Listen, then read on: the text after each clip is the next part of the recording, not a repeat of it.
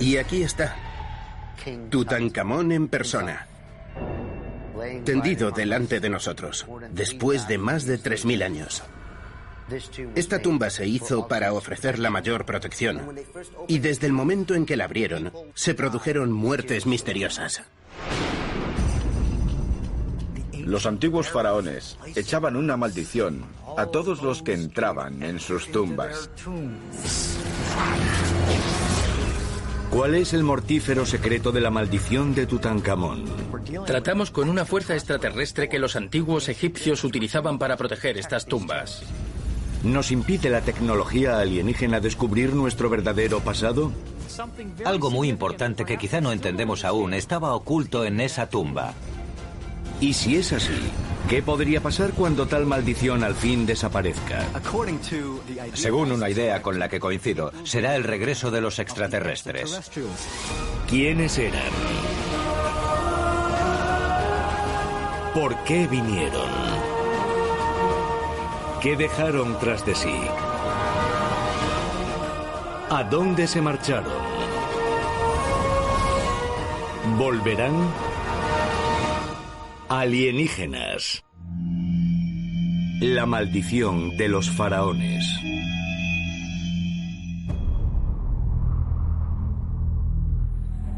Isla del Roble, Nueva Escocia, Canadá. Año 2017. Rick y Marty Laquina regresan a la finca que compraron aquí 10 años antes para intentar desvelar un misterio secular. Uno que se originó en 1795. Cuando 3 campesinos de Nueva Escocia partieron para explorar la isla después de ver luces extrañas procedentes de ella en plena noche. Según una maldición legendaria, 7 personas deben morir antes de que la isla desvele un tesoro que yace enterrado bajo su superficie. Hasta ahora, han muerto 6 personas en busca de ese tesoro. La isla la han estudiado y explorado una generación tras otra de buscadores serios. Los actuales propietarios han traído más equipo pesado del que ya se había utilizado antes y se dedican a buscar el secreto de la Isla del Roble. Pero los que creen en los antiguos astronautas dicen que ya saben lo que se encontrará. Hay un pozo enorme excavado en la isla que tiene gran profundidad. Y en ciertos niveles se hicieron túneles de inundación desde el mar hasta ese pozo. Así que parece que alguien se tomó muchas molestias para proteger algo. Y sospecho que era el Arca de la Alianza. ¿El Arca de la Alianza? ¿El cofre de oro hecho para guardar los 10 mandamientos? ¿Cómo podría haber acabado enterrada a más de 30 metros bajo la superficie de la Isla del Roble? ¿Y qué tiene que ver con una maldición? La teoría de los antiguos astronautas dice que la respuesta está a más de 8000 kilómetros, en una maldición que data del siglo XIV a.C.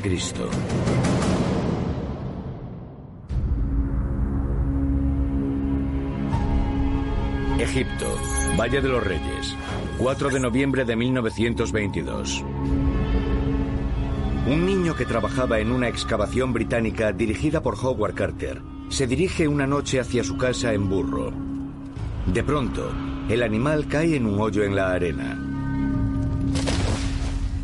Pensando que podría haber dado con la entrada de una tumba, corre a casa y avisa a Carter. Cuando Howard Carter llegó, excavaron frenéticamente hasta la tumba. 72 escalones, hasta que llegaron a la puerta sellada de la tumba, que estaba aquí. Carter hizo un agujero en la pared antes de destruirla. Entonces miró a través de él y dijo textualmente: "Veo cosas maravillosas". Lo cual era cierto. Dentro de la tumba de Tutankamón había cosas maravillosas. Estaba llena de oro y tesoros. Por casualidad, Howard Carter y su equipo habían descubierto la tumba del faraón Tutankamón. Hasta el presente, Se considera la tumba mejor conservada y más intacta encontrada en el Valle de los Reyes.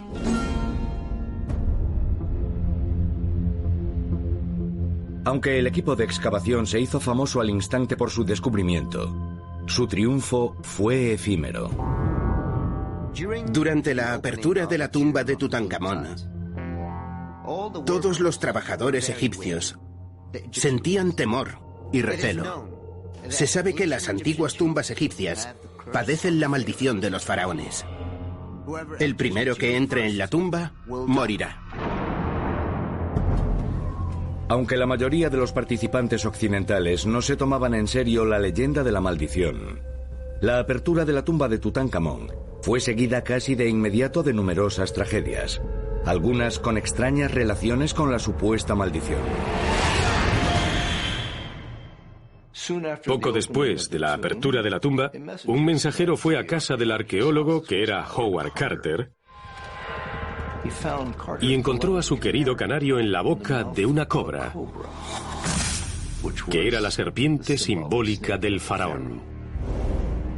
Después, resulta que al propio Lord Carnarvon le picó en la mejilla un mosquito en el mismo sitio en el que Tutankamón también había sido herido. Murió en unas semanas por causa de una misteriosa septicemia. Howard Phillips, otro arqueólogo que fue a la tumba, sufrió el incendio e inundación de su casa. Y la gente empezó a preguntarse si habría sido por la maldición. No menos de 7 muertes se han relacionado con la apertura de la tumba. El mismo número de vidas que la Isla del Roble debe cobrarse según la leyenda. ¿Habría de verdad una maldición que protegía la tumba de Tutankamón? Y si era así, ¿cuál era su fin? Las maldiciones eran una herramienta de Heka, la magia que usaban los antiguos egipcios y que se dice que era un regalo de sus dioses extraterrestres. Eso sugiere que la maldición de los faraones es una fuerza extraterrestre, o quizá incluso una tecnología que los antiguos egipcios usaban para proteger las tumbas. ¿Es posible que se activase algún tipo de tecnología extraterrestre al abrir la tumba de Tutankamón? La teoría de los antiguos astronautas dice que sí, y como prueba de ello, apunta hacia los llamados ladrillos mágicos encontrados en la tumba. En la tumba de Tutankamón había 4 ladrillos en los 4 puntos cardinales, con hechizos mágicos del capítulo 151 del Libro de los Muertos. Hechizos para proteger a los muertos. Creían en la magia, en el poder de las palabras. Las palabras para ellos daban poder, daban protección. En la religión tibetana vemos las ruedas de oración, que son objetos muy interesantes, porque el sacerdote va pasando y hace girar esos tambores cilíndricos con la mano. Creen que ese giro del tambor imprimirá las palabras en el espacio que los rodea. Creen que el espacio tiene vida e inteligencia. Así que eso sugiere la posibilidad de que hay palabras que en cierto modo acaban imbuidas de fuerza. Esa fuerza puede ser algo a lo que determinados extraterrestres o seres extradimensionales tengan acceso. ¿Existiría la posibilidad de que los egipcios trabajaran con extraterrestres que generaban esos supuestos fenómenos mágicos en caso de que alguien intentara entrar en esos lugares? Si los llamados ladrillos mágicos eran de verdad instrumentos alienígenas, como sugiere la teoría de los antiguos astronautas, ¿habrán desencadenado los terribles eventos que se produjeron cuando Howard Carter abrió la tumba de Tutankamón? ¿Y existe alguna relación con la maldición que se dice que hay en la Isla del Roble? Quizá aparezcan nuevas pistas, examinando un objeto de la tumba de Tutankamón que no se halló en ninguna otra. Un quinto ladrillo mágico.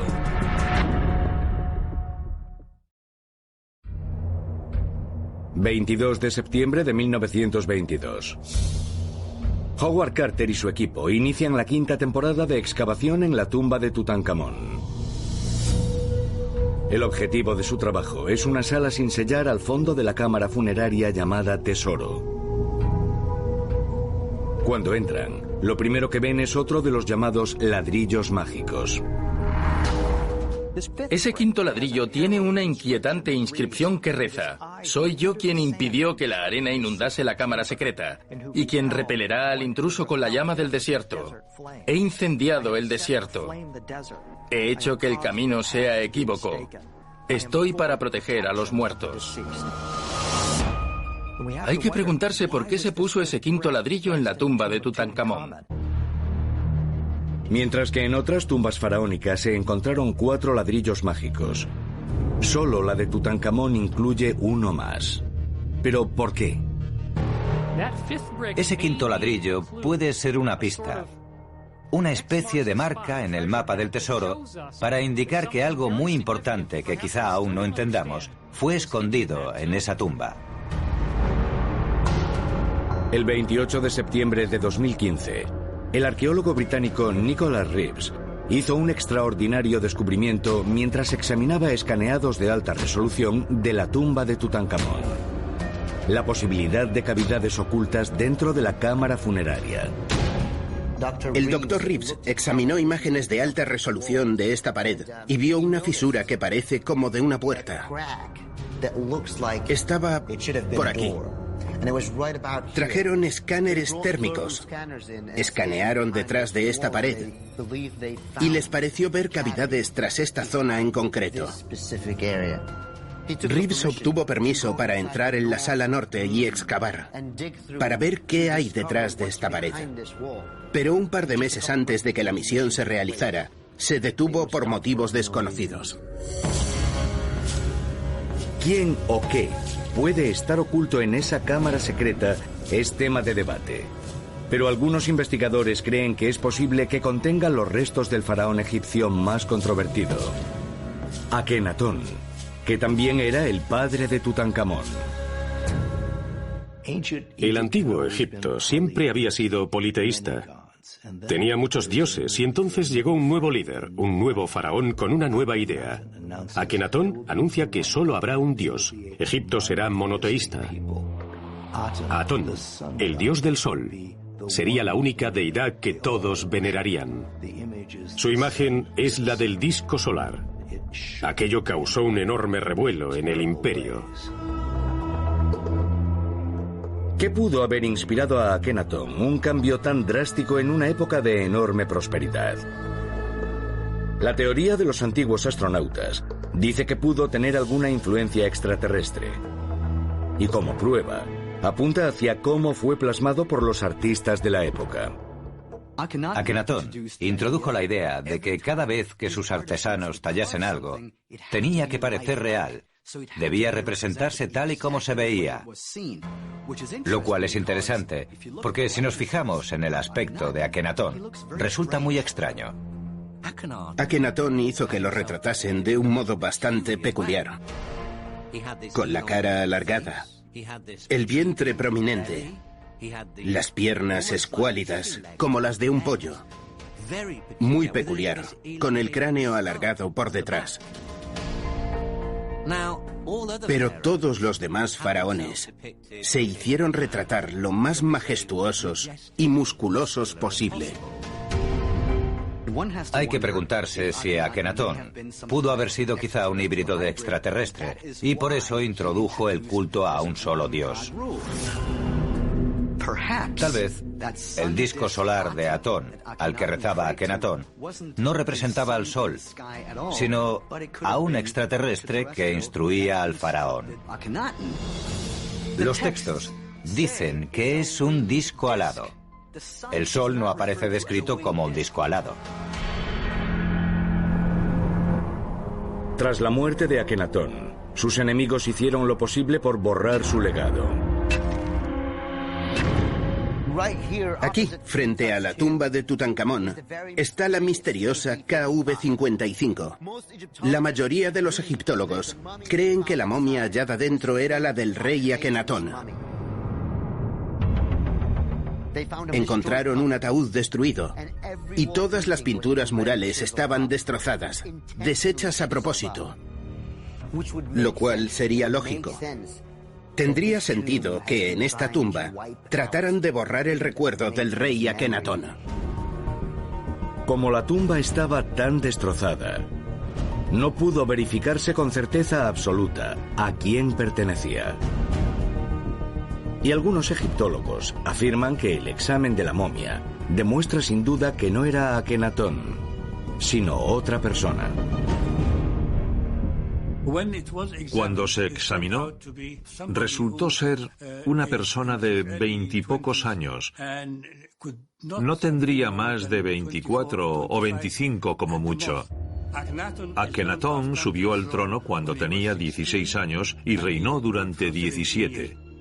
Por lo tanto, no podría haber tenido menos de 34 años cuando murió. Los antiguos egipcios no querían que supiésemos nada de Akenatón. Así que nos preguntamos si habrá alguna relación con la maldición que protege la tumba de Tutankamón. Y si en realidad protegía un secreto aún mayor. Es posible que la momia de Akenatón no fuese enterrada en su tumba, sino que la depositaran en secreto en una cámara oculta en la tumba de su hijo, Tutankamón. Y estaría protegida con la supuesta maldición de los faraones, para impedirnos hallarla hasta que estemos preparados para descubrir la verdad sobre el origen extraterrestre de Akenatón. La teoría de los antiguos astronautas dice que sí, y sugiere que un secreto aún mayor puede encontrarse examinando el sarcófago de Tutankamón y el nombre que se borró en él. Egipto. Valle de las Reinas, 26 de enero de 1909. 13 años antes de descubrirse la tumba de Tutankamón, el pintor y dramaturgo Joseph Lyndon Smith y el egiptólogo Arthur Weigel interpretan una obra para el equipo de Howard Carter. La obra narra la historia sobre una maldición impuesta al faraón Akenatón por los sacerdotes de Amón, a los que había desafiado. Según la maldición, Akenatón no podría viajar al otro mundo y estaría condenado a vagar por la tierra como un fantasma. Ocurrieron varias cosas muy curiosas cuando representaron la obra. Estalló una tormenta de repente que cegó a una de las actrices, y a una de las esposas de los libretistas la atacó una enfermedad desconocida. Todo ello te hace pensar si la maldición de Akenatón realmente será verdad. En las leyendas de muchas maldiciones, a menudo se dice que cierto mantra o la lectura de ciertas palabras activará de pronto la maldición. Así que debemos preguntarnos si será posible que haya algún artilugio extraterrestre que se active por el sonido. Del mismo modo que podemos hablar con Siri o Alexa de Amazon, activarlos con nuestra voz y darles órdenes y que luego hagan algo para nosotros. Es posible que haya alguna tecnología alienígena activada por la apertura de la tumba de Tutankamón y el recitado de frases antiguas en la obra teatral que influya en la maldición de Akenatón. La teoría de los antiguos astronautas dice que sí, y también que la maldición tenía como fin no solo ocultar la verdad sobre el origen extraterrestre de Akenatón, sino también otro increíble secreto sobre el pasado de la humanidad. Uno que puede hallarse examinando el sarcófago de Tutankamón. Todas las momias tenían ataúdes que reflejaban el aspecto del rey. La cara se esculpía a modo de reflejo de la momia del féretro. Fuesen los ataúdes hechos de madera o de oro macizo como el de Tutankamón, tenían que guardar parecido con el rey. Cada faraón era enterrado no dentro de un solo ataúd, sino en varios concéntricos como una muñeca rusa. Tutankamón tiene 3. Aquí delante de mí está el sarcófago de Tutankamón. Hay bastante polémica sobre el ataúd del medio. Tiene rasgos faciales distintos a los demás. Y también parece que el cartucho, donde estaría el nombre de rey, se sustituyó por el de Tutankamón. En un nuevo análisis, fue posible leer el nombre del cartucho bajo el nombre de Tutankamón y ponía Angeperu Ra. Angeperu Ra no era Tutankamón. ¿Por qué se usó un sarcófago hecho para Angeperu Ra, para contener la momia de Tutankamón? Su muerte a los 19 años tuvo que ser un problema para los constructores de tumbas. Acabó siendo un trabajo con prisas. Tuvo la tumba más pequeña del valle. Pero ¿quién es Angeperu Ra? Todos los gobernantes del antiguo Egipto recibían un nombre de rey distinto al de su nacimiento. El nombre de Angeperu Ra se cree que perteneció a un miembro muy importante y misterioso de la familia de Tutankamón. Angeperu Ra pudo ser el nombre de rey del príncipe Tutmosis, que se cree que era hermano de Akenatón y debía reinar antes o después que Akenatón, pero no llegó a hacerlo. Hay numerosas teorías respecto a este misterioso hermano de Akenatón. Pero la más profunda la aporta a alguien inesperado, Sigmund Freud, que además de ser el padre del psicoanálisis, fue también estudioso del judaísmo y el antiguo Egipto. Sigmund Freud, el famoso psicoanalista, en 1939 sugirió que el monoteísmo empezó con Akenatón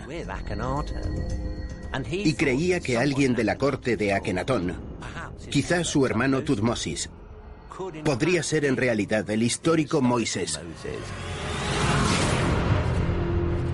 ¿Podría ser cierta la audaz conclusión de Sigmund Freud?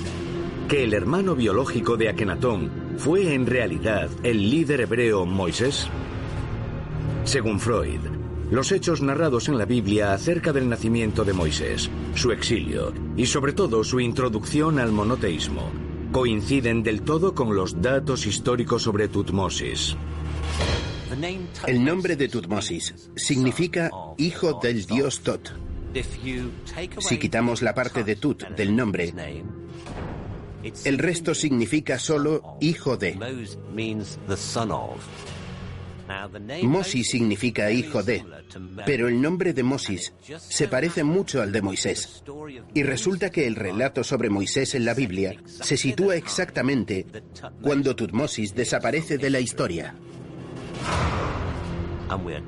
Y la Biblia dice que Moisés crece como hermano del príncipe heredero del trono. Es decir, que el Tutmosis histórico podría ser el Moisés bíblico.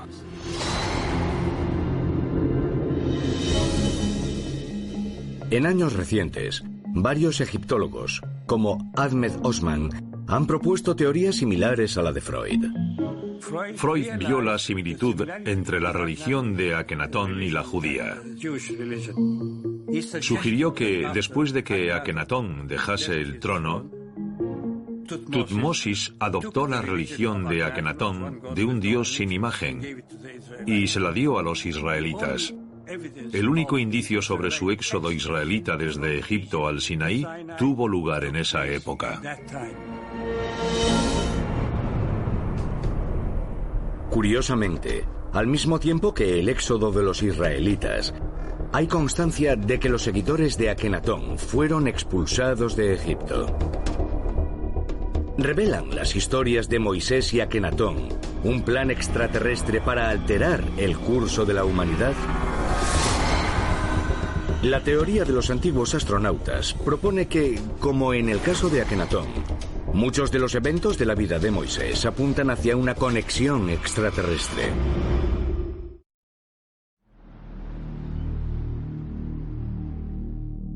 Museo Egipcio, El Cairo, Egipto. En un lugar destacado de la exposición de Tutankamón hay un cofre de madera cubierto de pan de oro. Sobre él está la estatua de un chacal. el dios egipcio Anubis. Cuando Howard Carter y su equipo iniciaron su quinta temporada de excavación en la tumba de Tutankamón en 1926, encontraron esta extraordinaria figura custodiando la entrada de la sala del tesoro. Lo que los creyentes en los antiguos astronautas encuentran más intrigante sobre este objeto es su innegable similitud con el objeto sagrado más importante de la historia judeocristiana: el Arca de la Alianza. El Arca de la Alianza es lo más sagrado del antiguo Israel. Se trata de un cofre, una caja, hecha de madera de acacia y cubierto de oro. Y en la tapa hay dos seres mitológicos, querubines. También hay anillos en los laterales de la caja por los que se introducían unos palos. Lo que tenemos en la tumba de Tutankamón es una versión egipcia del Arca de la Alianza. Si el príncipe Tutmosis fue el Moisés histórico, eso explicaría por qué, cuando condujo a los israelitas desde Egipto hasta el desierto del Sinaí, les mandó hacer esa Arca de la Alianza. Es exactamente igual que el objeto hallado en la tumba de Tutankamón. Pero, ¿qué podría justificar la similitud entre la figura de Anubis y el Arca de la Alianza? Según narra la Biblia, Moisés recibió instrucciones para hacer el Arca de la Alianza cuando habló con Dios en la cima del monte Sinaí. No obstante, la teoría de los antiguos astronautas dice que hay indicios de que el arca ya existía en Egipto. Hay numerosas descripciones en los muros de los templos que plasman un objeto parecido al Arca de la Alianza. En el templo de Seti, en Abidos, en la capilla de Osiris, vemos pintada en las paredes la reliquia más poderosa de toda la historia de la humanidad. Se denomina el artilugio de Osiris.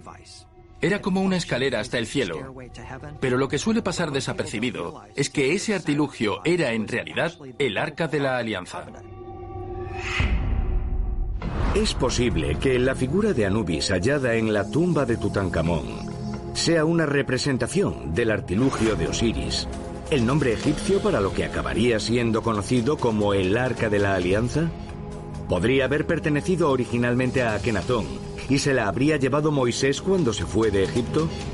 La teoría de los antiguos astronautas dice que sí, y sugiere que ese objeto contenía tecnología extraterrestre. La Biblia dice que cuando el arca fue, a falta de una palabra mejor, activada, dos hijos del sumo sacerdote Aarón se acercaron a ella. Y como no estaban bien preparados, la Biblia dice que un fuego salió proyectado y los quemó. Pero las leyendas dicen que el origen de este fuego fueron dos rayos de luz que les entraron por la nariz y los quemaron por dentro. Suena muy similar a lo que hoy conocemos como electrocución. Se decía que el arca podía crear rayos, que podía volar. Sabemos que el Arca de la Alianza es un instrumento de comunicación entre el hombre y Dios, porque Dios nos lo dice en el Éxodo. Entonces, ¿era ese Dios un extraterrestre? ¿Y el Arca de la Alianza un dispositivo que permitía la comunicación de Moisés y Aarón con alguna nave espacial alienígena que orbitaba la Tierra? Pero si los extraterrestres dirigieron a Moisés, y tal vez a Akenatón antes que él, para que llevase a los israelitas hacia una nueva fe monoteísta, ¿qué motivo tuvieron para hacerlo? ¿Y si esos visitantes alienígenas no querían que futuras generaciones de humanos supiesen que habían intervenido en nuestro desarrollo? Si surgía una nueva religión monoteísta, entonces la gente empezaría a relegar a figuras como Amon-Ra y demás al terreno de la mitología. Los extraterrestres pudieron ocultar nuestra verdadera historia hasta una época en la que estuviésemos preparados para que se nos revelase. Intentaron visitantes alienígenas cambiar el curso de la historia, primero mediante Akenatón y luego mediante Moisés, y sería ese el motivo de poner una maldición en la tumba de Tutankamón. para ocultar las pistas que llevaban a esa conexión, hasta que la humanidad estuviese preparada para saber la verdad? Tal vez puedan hallarse más respuestas estudiando la suerte del Arca de la Alianza después de la época de Moisés y la maldición posterior.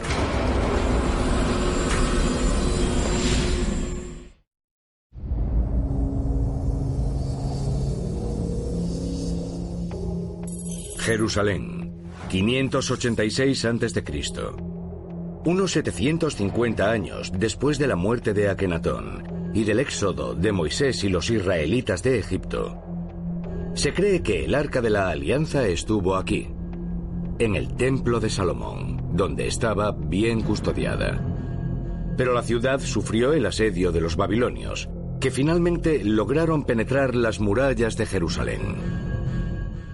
En el 586 a.C., los babilonios llegaron y acabaron destruyendo el Templo de Salomón. La gran incógnita es, ¿qué fue del Arca de la Alianza? Según relatos históricos, los babilonios robaron todos los tesoros que encontraron en el Templo de Salomón, pero no hay menciones al Arca de la Alianza. Un relato cuenta que el rey Salomón tuvo un hijo llamado Menelik con la reina de Saba, y que Menelik robó el arca y se la llevó a Etiopía, mucho antes de la invasión de los babilonios, ocultándola en una pequeña capilla de la ciudad de Aksum, donde aún sigue en la actualidad. Pero muchos creen que el arca permaneció escondida en el Templo de Salomón mucho después de la invasión babilónica, hasta que la sacó de Israel la antigua orden de los Caballeros Templarios. La de los Caballeros Templarios era una misteriosa orden de monjes guerreros fundada en el siglo XII. El rey Balduino II de Jerusalén les dio un ala de un palacio en lo que hoy se conoce como el Monte del Templo. Varios historiadores sostienen que era parte de su misión hacer excavaciones en el Templo de Salomón de Jerusalén y que durante esas excavaciones descubrieron en una cámara oculta, bajo el templo, una sala secreta donde estaba el Arca de la Alianza. ¿Estuvieron de verdad los templarios en posesión del Arca de la Alianza? La teoría de los antiguos astronautas dice que sí, y sugiere que hay indicios de cómo la tumba de Tutankamón también estaba protegida por una maldición.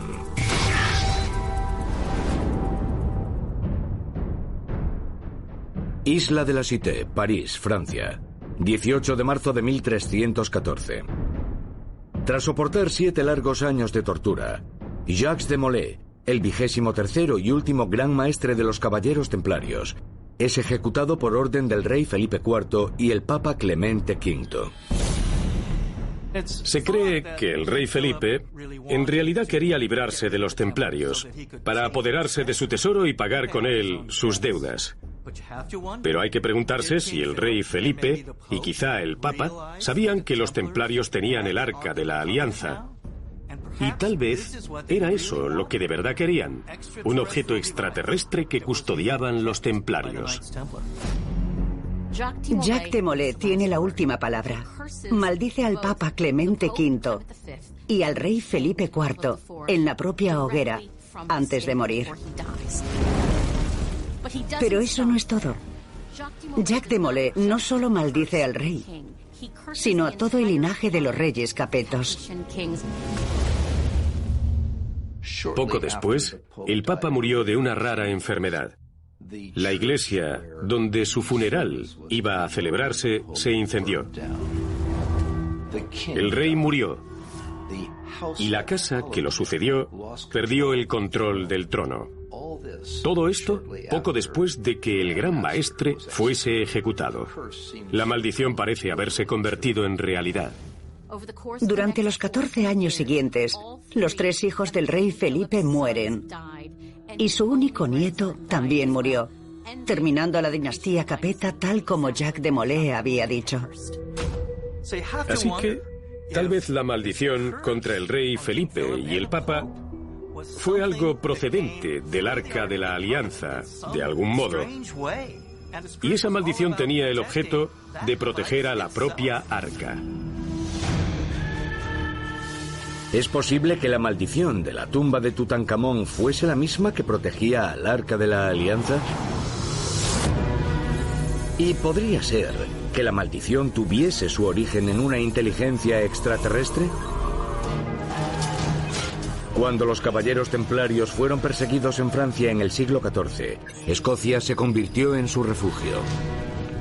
Algunos investigadores creen que se llevaron el Arca de la Alianza con ellos, antes de que un templario llamado Henry Sinclair se la llevase en secreto al Nuevo Mundo, llegando a Nueva Escocia en 1398. Curiosamente, una tribu llamada Mi'kmaq, que ocupaba esa zona de Canadá durante la supuesta expedición de Sinclair, diseñó su bandera de modo que es un reflejo exacto de la bandera de guerra templaria. En esa gran zona de Nueva Escocia hay muchos indicios de la presencia templaria. Está la torre de Newport, Rhode Island, que se cree que fue construida por los templarios. Hay imágenes de caballeros con espadas y yelmos talladas en rocas en New Hampshire y Massachusetts. Y en la propia isla del Roble hay una cruz gigante de 304 metros de longitud, hecha con 6 rocas enormes. La central parece una cabeza humana y tiene una espada tallada en un lado.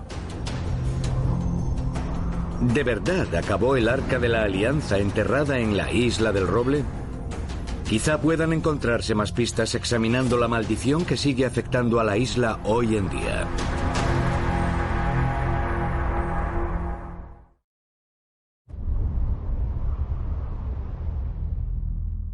Isla del Roble, Nueva Escocia, Canadá. 1803.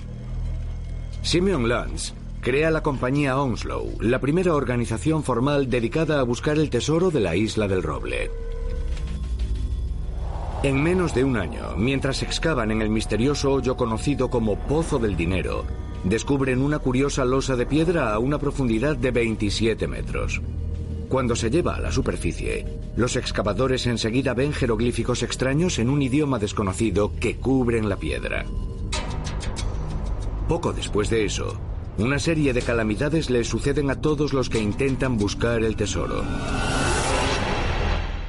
Se dice que hay una maldición en la Isla del Roble y que 7 personas deben morir antes de que el tesoro de la isla aparezca.